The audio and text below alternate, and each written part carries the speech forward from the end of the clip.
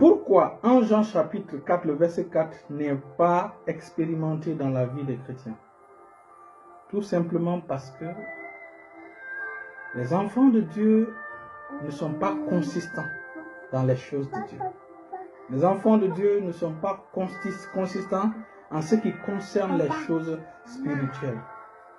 Le secret de l'apôtre Paul, de l'apôtre Pierre, de tous les apôtres de Christ, de tous les disciples de Christ, c'est parce qu'ils étaient consistants dans la prière. Quand nous lisons Actes chapitre 2, le verset 42, je lis dans le nom de Jésus. Actes chapitre 2, le verset 42, il dit, ils persévèrent dans l'enseignement des apôtres, dans la communion fraternelle, dans la fraction des pains et dans la prière.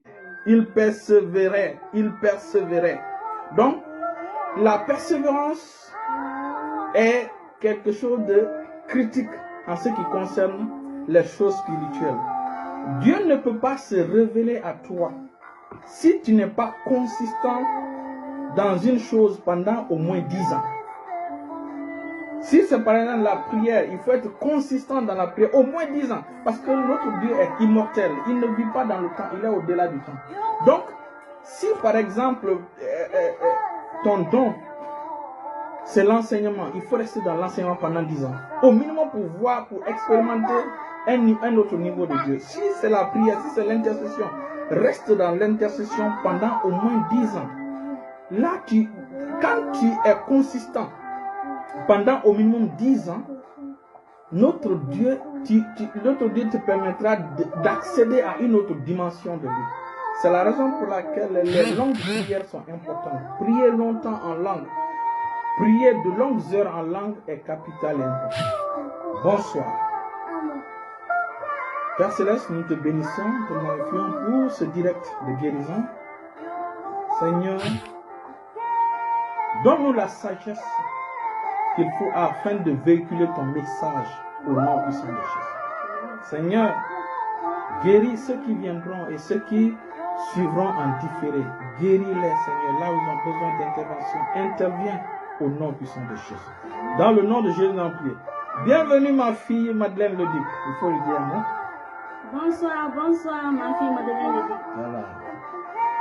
Bonsoir. Aujourd'hui, nous allons prendre 10 minutes pour prier, enseigner pour prier pour les malades. Et la diaconesse Rebecca et moi, nous allons donner aussi, je crois, 10 minutes de conseils en ce qui concerne les choses spirituelles, en ce qui concerne le prophétique, l'importance de la prière et le monde des visions. Elle va partager, puisqu'elle aime la prière, elle prie beaucoup, elle va partager son expérience avec vous. Et elle va aussi vous dire ce qu'elle a vu pendant ce temps-là, quand elle est venue me rendre visite ici. Alors, nous allons parler de la guérison. La guérison, c'est la nourriture des enfants de Dieu. La guérison, lorsque tu viens à Jésus et tu souffres d'une maladie, Jésus ne te laisse pas comme ça. Oui. N'est-ce pas? Oui. La preuve, quand tu es venu au Seigneur, quand tu as commencé à accéder au Seigneur, le rhumatisme que tu avais, ça a disparu, n'est-ce pas? Oui. C'est comme ça Jésus est. Jésus est comme ça. Jésus est bon. Jésus ne laissera jamais quelqu'un avec une maladie. Jésus est merveilleux. Jésus, il a vu des gens, quand il a vu des gens, il a eu la compassion d'eux. Il dit, voici, ils sont comme des brebis qui n'ont pas de berger. Donc Jésus avait la compassion pour les malades. Jésus avait la compassion pour ceux qui étaient harcelés par les esprits mauvais. Jésus avait la compassion pour les pauvres. Mais aujourd'hui, notre sujet, c'est sur la maladie. C'est la raison pour laquelle Jésus a passé la majeure partie de son ministère à guérir les malades. N'est-ce pas? Quelle est l'expérience de la guérison dans la vie de l'un de tes enfants? Tu m'as parlé de Junior, n'est-ce pas? Je veux que tu partages ce témoignage-là pour pouvoir fortifier une personne ce soir. Alléluia. Merci, pasteur. Bonsoir à toutes et à tous. Bonsoir. Et je suis très ravie d'être là encore ce soir pour partager ce témoignage avec vous. Et ce témoignage vraiment est tellement extraordinaire Alléluia. qu'on ne peut imaginer. Amen. Et c'est de mon premier garçon, Enoch. À un temps, dans le temps passé, il tombait tellement malade. Oui. Et un moment, il était petit, hein, il avait 5 ans, je pense, presque 5 ans maintenant. Il avait presque 5 ans. Et là maintenant, une journée, je lui ai vu, la maladie lui a attaqué et c'était très grave. Et c'est ainsi maintenant, j'ai appelé mon mari qui était au boulot. J'avais d'abord prié, voilà, j'ai prié, mais comme ça persistait, j'ai appelé mon mari.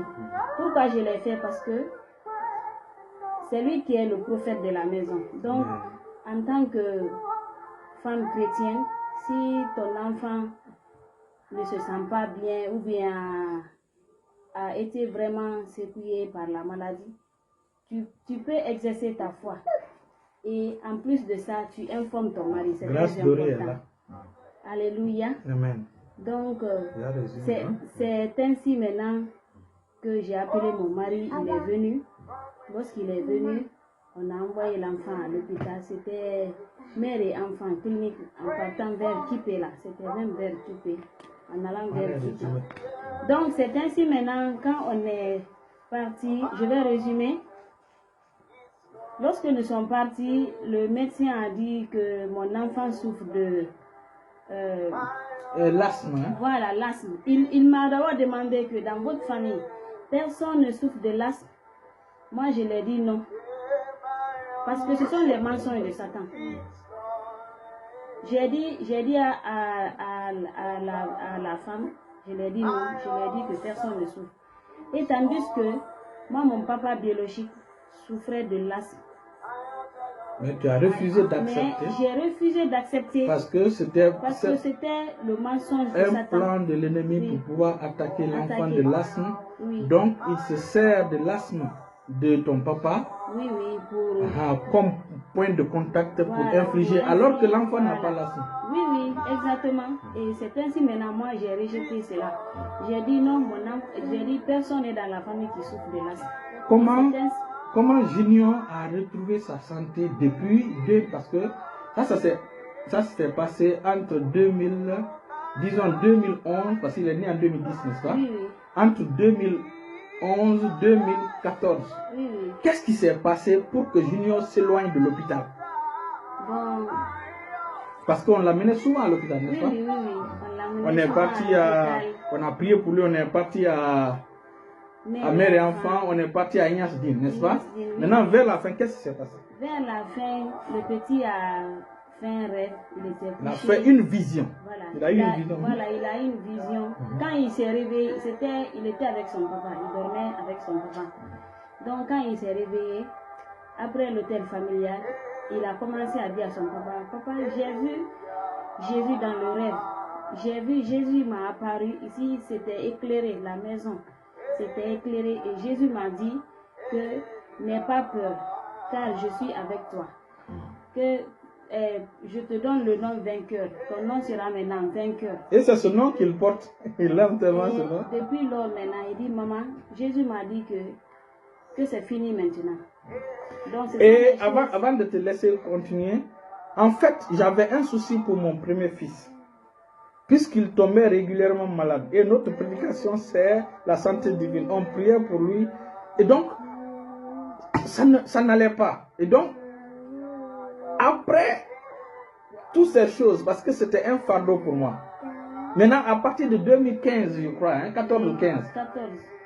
En fait, le Seigneur voulait me passer un message à travers mon fils vainqueur, Junior. Il a vu Jésus. Jésus l'a dit de ne pas s'inquiéter, de ne pas craindre, n'est-ce pas, qu'il est avec lui. Et comme il a vu la vision, il y avait la lumière dans la maison. Et Jésus est parti, n'est-ce pas? Le matin, il nous a expliqué. Quand il nous a expliqué, vous savez, quand vous êtes des hommes de Dieu ou des femmes de Dieu ou des chrétiennes, remarquez les choses. Dès qu'il m'a expliqué cette vision, moi j'ai compris le message de Dieu qui disait de ne pas s'inquiéter, moi particulièrement, de ne pas m'inquiéter pour Junior. Et depuis cette vision en 2015, Junior s'est éloigné de l'hôpital jusqu'aujourd'hui. Imagine, depuis 2000, pour vous dire que le Seigneur est fidèle, Jésus est fidèle. En tant que pasteur, je prie pour les gens qui sont guéris. Pour mon fils, j'avais des inquiétudes. Et le Seigneur nous a dit de ne pas être inquiet. Vous voyez? Donc, pour que l'inquiétude là soit brisée, neutralisée en moi, le Seigneur est passé par mon fils à travers une vision. Et c'est cette vision-là, depuis cette vision, Enoch a la santé solide jusqu'aujourd'hui. Pour vous montrer combien de fois Jésus est bon. Combien de fois le Seigneur est extraordinaire. Quand il vient dans ta vie, ne t'inquiète de rien. Quand il te dit, mon fils, ne t'inquiète de rien, il ne faut pas t'inquiéter. Alléluia. Le Seigneur a fait cela pour mon fils. En fait, c'est l'une des preuves de la main de Dieu dans ma famille, de la main de Jésus dans mon ministère, dans ma famille. Quand on s'occupe des affaires de Jésus, Jésus aussi s'occupe de nos affaires. Donc j'appelle une femme, un homme à prendre sa relation avec Jésus au sérieux. Aujourd'hui, les chrétiens ne sont pas sérieux avec Christ. Les musulmans prient 4 fois par jour, et 5 fois par jour. Pardon. Que les musulmans, qu'ils soient contents ou pas, qu'il pleuve ou neige, ils prient 5 fois par jour. 5 fois par jour. Mais les chrétiens incapables de prier même une fois par jour. Ils ne partent que les dimanches. Ils n'attendent que dimanche seulement pour pouvoir aller prier. C'est pas bon. Alors que dans l'église primitive, les apôtres priaient chaque jour. Et comme je vous ai dit, le secret pour entrer dans certaines dimensions de Dieu, c'est la persévérance. C'est de rester persévérant dans la prière. C'est de rester persévérant dans le don. C'est de rester persévérant dans la louange. C'est de rester persévérant dans l'enseignement. Quand vous persévérez, le Seigneur va vous révéler une dimension extraordinaire de lui. L'apôtre Paul, qui était un simple pécheur, le temps passé avec Christ et leur persévérance dans la prière a fait de lui une piscine de guérison, une fontaine de guérison. L'apôtre Pierre est devenu une fontaine de guérison.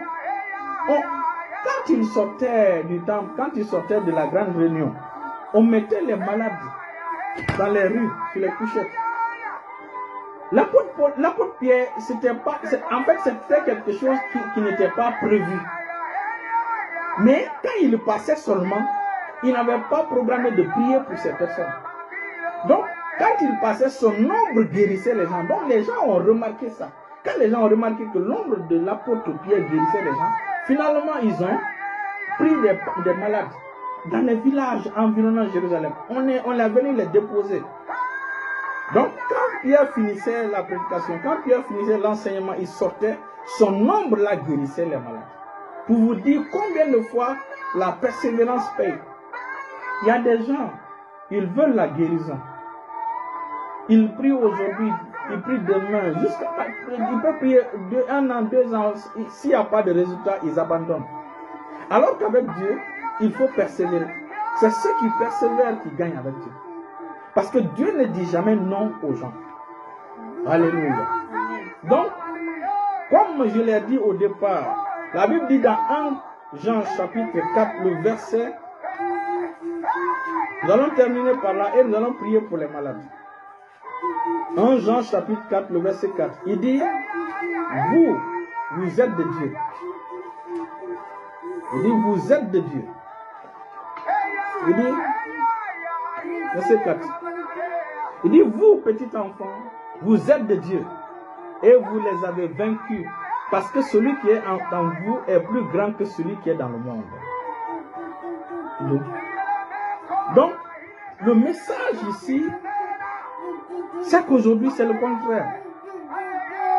Nous sommes de Dieu et nous avons vaincu le monde.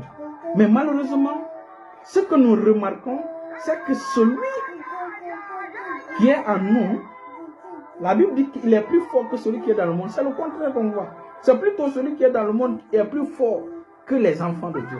Ce n'est pas bien. Nous sommes là pour rappeler les enfants de Dieu à se lever dans la prière, à s'attacher aux choses spirituelles, aux choses de Dieu.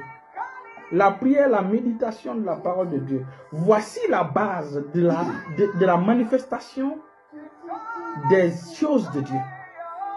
Quand vous voulez bénéficier de la santé de Dieu, vous voulez bénéficier, vous pouvez venir, Christ vous guérit et vous repartez. Il peut vous guérir par exemple de problèmes de ventre et vous repartez, vous laissez Christ. Satan va vous frapper par une autre maladie. Ce qui est important, c'est de venir rester auprès de lui. C'est de venir demeurer. Il a dit, venez à moi, vous qui êtes fatigués et chargés, et je vous donnerai du repos. Ensuite, il dit maintenant, venez apprendre. Car mon fardeau, mon joug est léger, mon joug est doux. Mon joug est doux et mon fardeau est léger. Il dit, venez apprendre. Et le joug ou le fardeau de Dieu, c'est tout simplement l'obéissance. L'obéissance. Aujourd'hui, les enfants de Dieu ne veulent pas s'asseoir au pied de Jésus, apprendre de lui. Ils ne veulent pas prendre le temps dans la Bible. Donnez-moi seulement le nombre d'heures que vous offrez à une chose. Et je vais vous dire quel genre de vie vous aurez.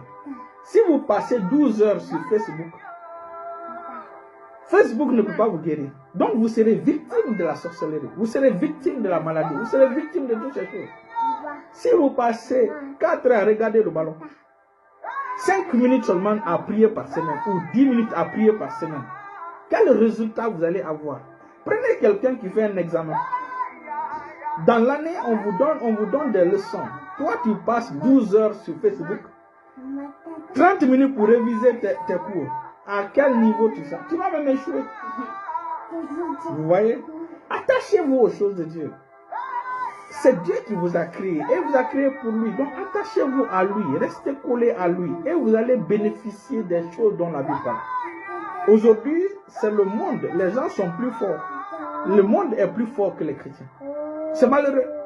Celui qui est dans le monde est plus fort que les enfants de Dieu. C'est malheureux. Alors que Dieu dit, vous êtes de Dieu, petit enfant. Et vous les avez vaincus parce que celui qui est en vous est plus fort, est plus grand et plus puissant que celui qui est dans le monde. Pour que celui qui est en vous soit plus grand que celui qui est dans le monde, il faut vous attacher à lui. Quand vous vous attachez à lui, dans la prière, dans la méditation de la parole de Dieu, dans l'obéissance à sa parole, il va multiplier sa grâce dans votre vie. Alléluia. Donc, celui qui a un problème quelque part, si tu es malade, impose la main là où tu as mal. Nous allons prier et nous allons passer dans cette phase prophétique, dans cette phase de ce direct prophétique que le Seigneur nous donne pour pouvoir partager avec vous par rapport à l'importance de la prière, l'importance de passer des temps dans la prière. Mettez la main. Parous commande la hete. Legozo askam bralatito konzula bros kemanda la hata. Raga baribozo ozomanta la hata. Liga barigoso. Rezete kilamanta la hata. Rigozo bradega. Nandula karabos kondele kiapate. Zeketa kata. Barilozo riamante le hete. Ligoso. Paruzo et se pranta la tête. Legos commanda la hata. Dans le nom puissant de Jésus en prier. Dans le nom puissant de Jésus en prier. Amen. Alléluia. Amen. Gloire à Dieu, gloire à Dieu. Vous voyez, ça prouve que notre fils est habitué, est dans un environnement où on prie. C'est pourquoi pendant qu'on priait, lui aussi il a prié. C'est pourquoi pendant qu'on a dit Amen, lui aussi il a dit Amen. C'est comme ça il faut former vos enfants à bas âge d'aimer les choses de Dieu. Quand vous faites cela, lui, à un certain temps, il sera dépendant de Christ. Et il fera des choses extraordinaires. Vous voyez, voilà comment Dieu tisse sa relation avec vos enfants, les enfants de vos enfants, jusqu'à la 4e génération. Mets la main maintenant là où tu as mal et nous allons prier. Père Céleste, je te prie au nom de Jésus de décharger un frère, une soeur. Donnez cet enfant ou ces jumeaux que ce frère ou cette soeur cherche, Seigneur. Donne la santé à ce frère ou à cette sœur au nom puissant de Jésus. Père Céleste, étends ton bras fort dans la vie de ceux qui ont besoin de transfiguration dans leur santé. Et guéris-les au nom puissant de Jésus. Au nom puissant de Jésus. Au nom puissant de Jésus. Là où tu es, la puissance du Saint-Esprit te saisit de la couronne de ta tête à la plante de tes pieds. Et te guérit complètement et totalement au nom de Jésus. Au nom puissant de Jésus. Je maudis cette maladie qui t'a fatigué depuis sa racine. Je la maudis au nom de Jésus. Elle flétrit et elle tombe dans ta vie au nom de Jésus. J'invoque le feu du Saint-Esprit pour les brûler, les calciner au nom de Jésus. J'invoque le tourbillon de l'Éternel dans le camp de cette maladie ou de toutes les manigances derrière cette maladie. Le vent de l'Éternel les emporte, les dissipe de ta vie au nom de Jésus. Si ceux qui te faisaient querelle, le Seigneur les dispersera, tu les rechercheras et tu ne les trouveras point au nom de Jésus. Au nom puissant de Jésus. Au nom puissant de Jésus. Au nom puissant de Jésus. Je commande à cet esprit d'infirmité de te lâcher au nom de Jésus. Commence maintenant à jouir de la santé divine au nom de Jésus. Toute douleur dans ton corps est neutralisée au nom puissant de Jésus. Je commande à l'esprit d'infirmité de te lâcher au nom de Jésus. La douleur dans ton dos est neutralisée au nom de Jésus. La douleur dans tes jambes les douleurs dans tes jambes sont neutralisées au nom de Jésus. Au nom puissant de Jésus. Le prince de paix apporte la paix dans ton corps au nom de Jésus. Dans le nom de Jésus, nous prions. Jésus a dit, venez à moi. Et Jésus a dit, je suis la lumière du monde. Celui qui me suit ne marchera plus dans les ténèbres, mais aura la lumière de la vie. Jésus vient pour apporter la lumière dans les ténèbres de ta vie. La maladie peut être, la maladie est une œuvre du ténèbre. Les ténèbres peuvent être décrites comme l'ignorance, comme les soucis, comme les parties où vous ne bénéficiez pas du bonheur de Dieu. Et donc Jésus, si vous le suivez, Jésus va apporter la lumière. Là où les ténèbres ont triomphé dans votre vie au nom de Jésus. Attachez-vous au Seigneur. Lèvons les mains, remercions le Seigneur pour les guérisons. Seigneur, te remercions pour les guérisons ce soir au nom puissant de Jésus. Mante le gros cabralédese, ragamante le hete. Dans le nom puissant de Jésus, en prier. Maintenant, nous allons passer à cette phase, deuxième phase. Nous allons prendre 5 à 10 minutes maximum, ok, pour ce conseil spirituel que nous voulons donner. En fait, nous voulons attirer votre attention sur la relation personnelle avec Dieu dans la prière. Nous avons appris dans nos directs passés que lorsque vous priez, que lorsque nous prions, nos prières montent au ciel sous forme d'encens, sous forme d'odeur. Et ces prières-là sont recueillies dans Apocalypse chapitre 5, le verset 8. Ces prières sont recueillies dans une coupe. La prière de chaque chrétien est recueillie dans une coupe. Donc si tu ne pries pas, ta coupe sera vide. Sur quoi Dieu va s'appuyer pour te guérir? Donc, c'est bon que les gens prient pour toi, mais Dieu compte sur ta prière d'abord. C'est ta prière qui est l'infrastructure, la base, la route spirituelle par laquelle Dieu passe pour pouvoir intervenir rapidement chez toi. Alléluia. Et donc, quand vous commencez à prier, j'ai parlé aussi des 3 phases dans la prière.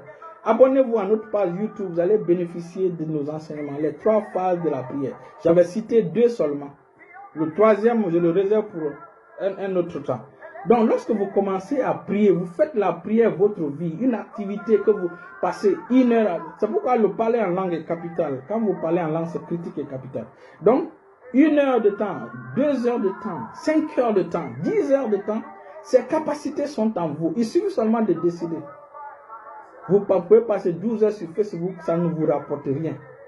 Alors que la prière sont des choses qui vous rapportent beaucoup. Alléluia. Lorsque vous commencez à prier, le monde des visions s'ouvre à vous. Le monde des visions s'ouvre à vous. C'est pourquoi moi, ma femme, elle a plus de vision que moi. Le prophétique, dans le domaine de vision, est accentué chez elle. Et je vais la laisser donner des témoignages par rapport à 2 faits. À mon papa spirituel et à moi, ce qu'elle a remarqué quand elle est venue ici.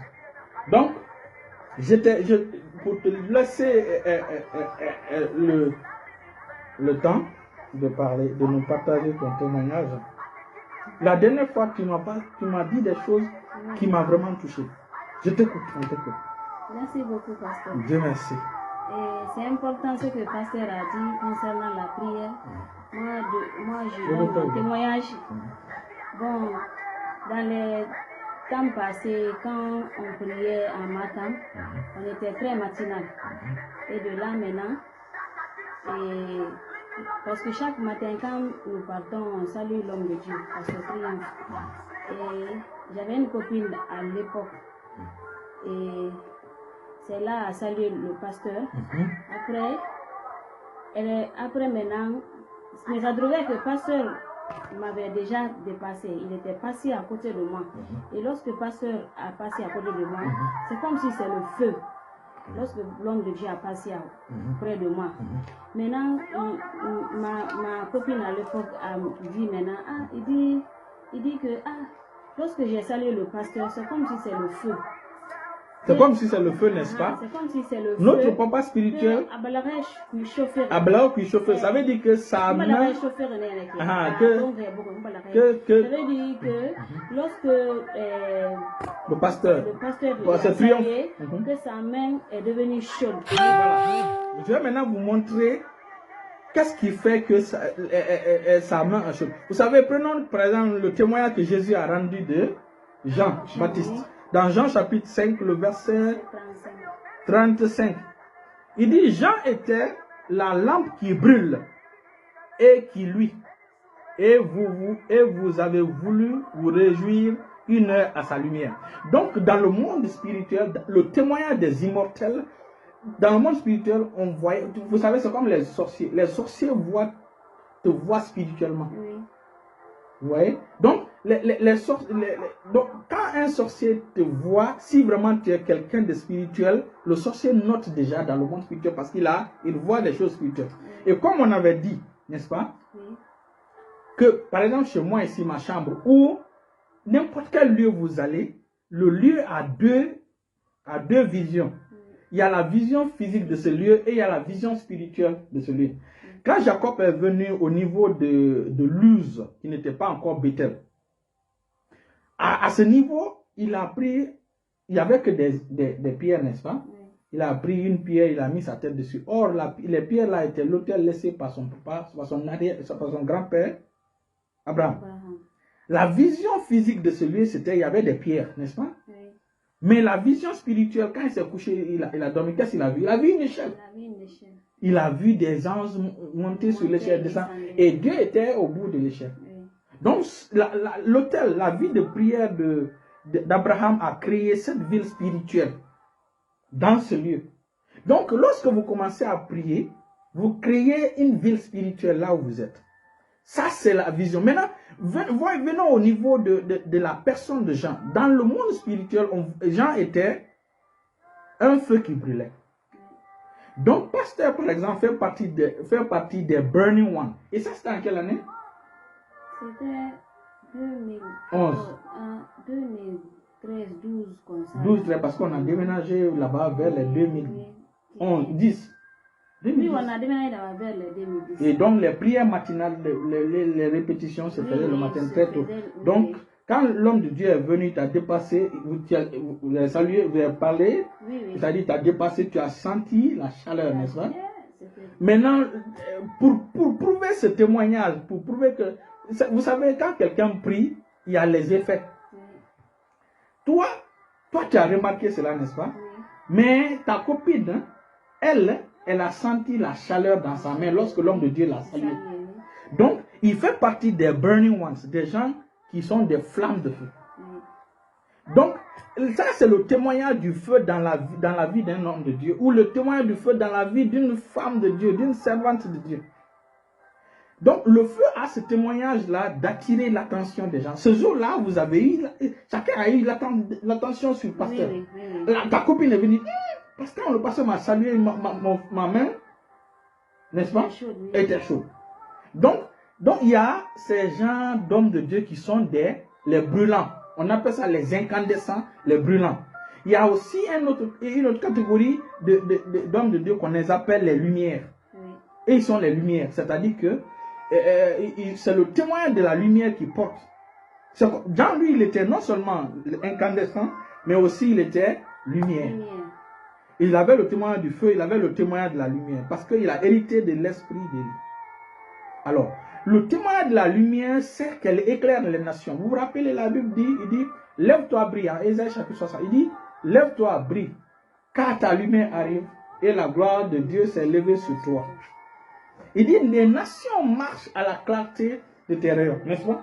Des nations marchent à ta lumière, et des rois à la clarté de tes rayons. Donc, le témoignage de la lumière, c'est pour éclairer les nations. Voilà comment l'homme de Dieu est arrivé à là. C'est-à-dire que vous avez remarqué ça, parce que c'est un homme de prière. Oui. N'est-ce pas? Oui. Continue. Et la deuxième des choses, comme pasteur a dit de dire deux choses. Ça, c'était bienvenue à toi. C'était hier, lorsque j'étais couchée, avant même de me coucher, j'ai prié d'abord. Quand j'ai fini de prier, je me suis... Comme ça, le sommeil m'a pris. Ça, c'est hier, hein? Oui, c'était hier, pendant la journée. Et j'ai vu la maison, là où je suis, là où nous sommes comme ça. Nous sommes logés, là où nous sommes. Là où nous sommes, là, dans cette chambre-là. Dans cette chambre-là. J'ai vu mon mari. Il y avait une lumière qui était sur lui. Je l'ai vu, il était couché. Il y avait une lumière extraordinaire. Et dans la chambre était devenue grande. C'était très C'est dans grand. toute humilité que j'ai entendu ce témoignage hier. Oui. C'est pour rendre gloire à Dieu que je l'ai dit de partager ce témoignage en direct. Continuez. Oui, donc j'ai vu la chambre était grande. Là où on est logé là, c'était tellement grand. Et j'ai vu mon mari, il était couché. Il y avait une lumière qui était sur lui extraordinaire. Et lorsqu'il s'est levé, il a commencé à marcher. Partout où il passe, c'est la lumière. Partout où il passe, c'est la lumière. Et il y avait un groupe là où il y avait d'hommes et de femmes, mais c'est les femmes qui étaient nombreuses. Là, si ma fille Madeleine se rappelle les femmes nombreuses, elle va comprendre le ministère prophétique. Donc les femmes nombreuses, les femmes étaient plus nombreuses. Et là aussi, quand il a passé là-bas, c'était une lumière. Partout où il passait, c'était la lumière. Et en plus de ça, là où on est logé ici, là, j'ai vu, il y avait une limite. Ça fait, il y avait la limite où c'était les anges qui gardaient ici, là. Alléluia. Voilà. Donc, quand c'est là maintenant, je me suis réveillée. J'ai demandé au Saint-Esprit de me dire ce qu'il m'a montré. Une vision. Alléluia. En fait, cela m'a réjoui le cœur. Ça prouve que les temps que je passe dans la prière, le Seigneur m'encourage de continuer. Ça, c'est le témoignage des immortels à mon sujet. Vous voyez, quand vous avez par exemple un sorcier auprès de vous, le Seigneur vous montre dans une vision la nature de la personne. Quand vous voyez des hommes bons en vision, le Seigneur le Seigneur vous montre la nature. C'est cool. L'ami de Yéto. Donc, il est important de comprendre ce principe. Si quelqu'un est sorcier, par exemple, il est auprès de vous, le Seigneur vous montre en vision. Vous savez, quand vous aimez la prière, c'est comme ça. Ça, c'est le témoignage du monde spirituel. C'est vrai que Satan peut manipuler les rêves, vous présenter quelqu'un alors que ce n'est pas un sorcier. Il est toujours important de comprendre ceci. Ce que vous voyez généralement en vision de positif, c'est généralement le témoignage du monde spirituel à ton sujet. Elle a vu que la lumière sortait de moi, la lumière était sur moi. Partout où je passais, voilà, c'était la lumière. Je me suis rappelé, lorsque mon mari soulevait sa main, lorsqu'il soulevait sa main, la lumière était là. C'est quand tu vois, c'est comme les ailes, mais ce n'est pas les ailes, c'était la lumière. Wow. Et de l'autre côté aussi, la même chose. Wow. Donc, et vous vous rappelez, je vous ai fait ce témoignage-là, que puisque j'aime la prière, puisque j'aime prier, et des longues heures en prière en langue, une nuit vers les 2h, 4h du matin, 2h, 3h, il y avait coupure d'électricité ici, à l'époque qui est très rare. Je me suis réveillé, il y avait les ténèbres partout, il y avait l'obscurité partout. J'ai passé ma main sur le lit, je vous ai dit il y avait la lumière dans mes mains. J'ai passé aussi ma main sur le drap, ça a tracé la lumière. Je me suis levé, je suis allé dans la douche, je me suis mis à l'aise, je suis revenu. Dans les toilettes, je me suis mis à l'aise, je suis revenu. J'ai repris encore, il y avait toujours la lumière qui se... Donc, ce témoignage vient confirmer ce que l'Éternel a fait déjà de moi. Ce que l'Éternel a fait de moi, des flammes de feu. Vous voyez, on appelle ça, dans Psaume 103, le verset, Psaume 104, hein, le verset 3 à 4, il dit, il forme avec les eaux le fait de sa demeure. Il prend les nuées pour son char. Il s'avance sur les ailes des vents. Verset 4 maintenant, Psaume 104, verset 4, il dit, il fait des vents ses messagers, il fait des anges ses messagers, des flammes de feu ses serviteurs. Donc, les serviteurs de Dieu, Dieu fait d'eux des flammes de feu. Il y a certains serviteurs de Dieu qui sont des flammes et des feux. Il y a certains serviteurs de Dieu qui sont des lumières. Il y a certains serviteurs de Dieu qui sont, on appelle ça the burning ones, ceux qui brûlent. Voilà le témoignage que Dieu fait. Ma maman est là. Voilà le témoignage que Dieu, le ciel backup aux enfants de Dieu. Ça, c'est pour tous les enfants de Dieu qui décident de servir l'Éternel. Que vous ayez une femme, que vous ayez un homme, il y a le témoignage du feu, le témoignage de la lumière qui vous accompagne. Pourquoi Dieu fait de ses servantes ou de ses serviteurs des flammes de feu? C'est pour que, vous savez, je vous ai dit, le feu a trois significations. La signification du feu dans le monde de Dieu s'appelle purification. La signification du feu dans le monde satanique s'appelle jugement, tourment. La signification du feu dans le monde physique, ça brûle. Donc, elle l'a vu dans le domaine spirituel. Elle a vu l'identité de son mari dans le domaine spirituel. Et je profite de cela pour vous donner, pour vous encourager à aimer la prière. Quand vous vous levez sur la plateforme de la prière, le Seigneur vous montre des choses sur votre vie personnelle, sur la vie de vos enfants. Il faut le saluer, non? Bonsoir, bonsoir. Bonsoir, bonsoir, béni de Dieu. Bonsoir, béni de Dieu. Ma petite fille, ma belle-fille. Ah, l'homonyme de ton chéri, il dort maintenant, il était là, en train de, voilà. Et bon. Donc, bienvenue à tout le monde, bienvenue à maman, Sanyo, maman, Denis Sanyo, c'est ma maman, c'est l'homonyme à maman. Okay. Bienvenue ma fille Madeleine, bienvenue à tout le monde. Donc, le témoignage du feu est important dans la vie de chaque chrétien. S'il y a le témoignage du feu dans votre vie, les sorciers ne peuvent pas vous oser. Les sorciers ne peuvent pas survoler sur votre maison. C'est impossible. Leurs ailes se brûlent. Alléluia. Amen. Alléluia. Donc, nous encourageons un frère, une soeur pour qu'ils se lèvent dans la prière. Et ce n'est pas des prières de 15 minutes, 10 minutes. C'est pourquoi il faut être baptisé du Saint-Esprit avec la preuve du parler en langue. Avec le parler en langue, surtout les week-ends, prenez 2 heures, 4 heures. Dès que vous commencez, vous aurez la grâce de continuer. Vous allez avoir la grâce que vous avez cette capacité en vous. Jésus peut être dans votre bateau et il s'endort. Lorsque vous laissez Jésus s'endormir dans votre bateau, c'est dangereux. Donc, c'est par la prière que Jésus se réveille dans votre bateau. Et quand Jésus se réveille dans votre bateau, vous voyez les avantages. Alléluia. Nous sommes vers la fin. Alléluia. Nous sommes vers la fin. Pour dire ceci, dès que vous commencez à avoir 1 heure, 2 heures de prière chaque jour, vous avez cette capacité. Dites seulement au Saint, vous savez, les gens connaissent Jésus comme étant la vie, le chemin, la vérité, la vie, n'est-ce pas? Mais ils ne connaissent pas Jésus comme étant la résurrection. Donc, je vais vous introduire aujourd'hui la dimension résurrection de Jésus dans votre vie. Si votre vie de prière est morte, Jésus peut ressusciter. Si votre santé est décédée, Jésus peut ressusciter votre santé. Si votre joie a coulé, Jésus peut ramener votre joie. Voilà ce que nous avons auprès de lui. Donc, cherchez à connaître cette dimension de Jésus, le ressuscité. Donc, la résurrection. Jésus est là. C'est ce qu'il a dit à Marthe et à Marie, non? Il dit, je suis la résurrection, je suis la vie.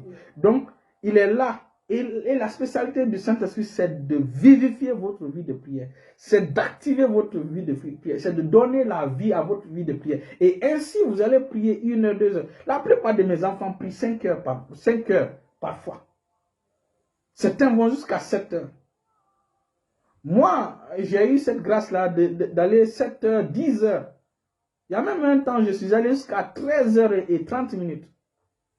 Ça, je ne pouvais pas faire ça avant. Mais quand j'ai commencé à prier, le Seigneur, j'ai vu que oui, je peux aller plus. Je peux aller plus. Et voilà les avantages. Ma femme a vu dans le domaine spirituel quel est le témoignage de Dieu à mon sujet. N'est-ce pas? Voilà. Donc, nous nous limitons là et nous allons remercier le Seigneur pour toutes ces choses. Tanti Marie. Tanti Marie est là. Il faut on l'a dit. Salut. Bonsoir, Tanti Marie. Donc, on se limite là. Restez bénis au nom de Jésus. Restez bénis. Recevez la grâce recevez la grâce pour avoir une vie de prière solide au nom de Jésus. Amen. Recevez la grâce d'être vivifié dans votre être intérieur par rapport à la prière au nom de Jésus. Peu importe le nom de la maladie qui vous a harcelé, au nom puissant de Jésus, la puissance du Saint-Esprit neutralise cette maladie dans ton corps au nom de Jésus. Au nom puissant de Jésus. Dans le nom puissant de Jésus, nous allons parler. Amen. Bonne soirée à tout le monde. Bonne soirée à tout le monde. On revient mardi. Rappelez-vous, quand vous commencez à prier, Dieu vous baptise d'une dimension à une autre dimension. Rappelez-vous, le baptême de Jean était inférieur au baptême de Christ. Donc, il y a les baptêmes de dimension en dimension. Donc, vous devenez le feu, vous devenez la lumière. Et autour de vous, le feu brûle la maladie, le feu brûle les activités sataniques. Le problème, c'est que les enfants de Dieu ne prient pas. C'est pourquoi ils sont harcelés dans leur sommeil.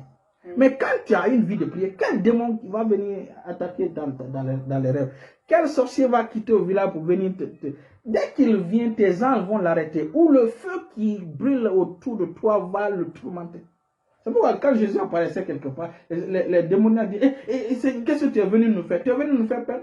Dans Marc, on va terminer par ça. Dans Marc, c'est pourquoi, et quand Jésus quittait sur la montagne et descendait, Marc chapitre 1, le verset 23, 21 à 25, il dit, il se rendit à Capernaum et le jour de sabbat, Jésus entra d'abord dans la synagogue et il enseigna, n'est-ce pas?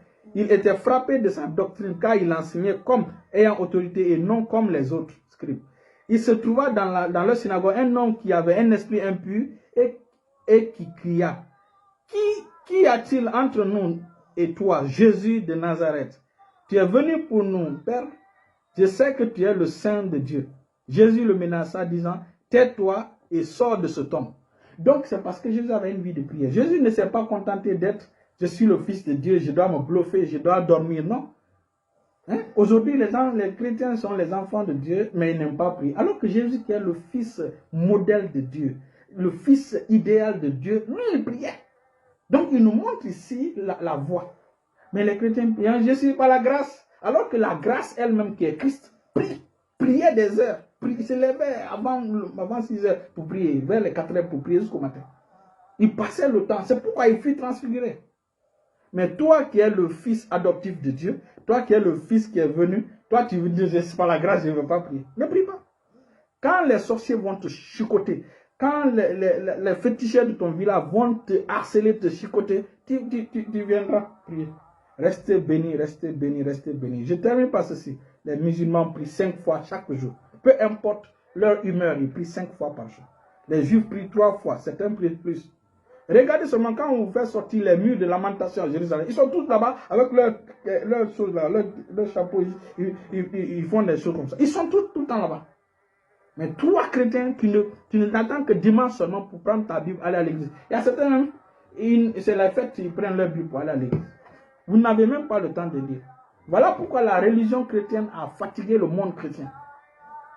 Dieu ne veut pas une religion avec toi. Dieu veut une relation avec toi. Et il veut que ça soit chaque jour. Restez bénis et recevez la grâce de vous lever et de marcher avec Christ au nom de Jésus. Dans la victoire au nom de Jésus.